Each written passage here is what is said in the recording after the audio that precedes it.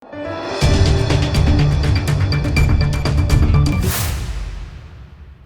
દર્શક મિત્રો, આપ જોઈ રહ્યા છો લોકમૈત્રી ન્યૂઝ. હું છું એન્કર અમિતા પટેલ. હવે જોઈએ અગત્યના સમાચાર. વડોદરાના આરએનઆઈ માન્ય તંત્રીઓ દ્વારા હોળી પર્વની હર્ષોલ્લાસ સાથે ઉજવણી કરવામાં આવી હતી. વડોદરાના કમાટીબાગ ખાતે આજ રોજ આરએનઆઈ માન્ય તંત્રીઓ દ્વારા હોળી ધૂળેટી તેમજ પવિત્ર રમઝાન માસ પર્વે સંગઠનના પત્રકારોનો સ્નેહ મિલન સમારોહ આયોજિત કરાયો હતો, જેમાં સૌ તંત્રીઓએ ધૂળેટી પર્વની ઉજવણી તેમજ પવિત્ર રમઝાન માસ નિમિત્તે એકબીજાને શુભેચ્છાઓની આપ-લે કરી હતી, જેમાં સૌ કોઈને રંગોના પર્વની તેમજ પવિત્ર રમઝાનની શુભકામનાઓ પાઠવવામાં આવી હતી.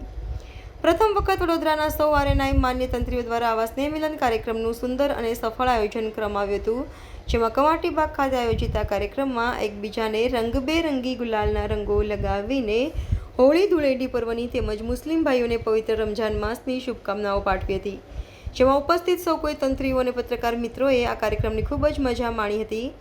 આજના આયોજિત અને સ્નેહમિલન કાર્યક્રમમાં સૌ પત્રકારોના વિચારોની આપ-લે કરી જરૂરી સૂચનો આવકારી સંગઠનને વધુ મજબૂત બનાવી સહભાગી થવા હાકલ કરવામાં આવી હતી.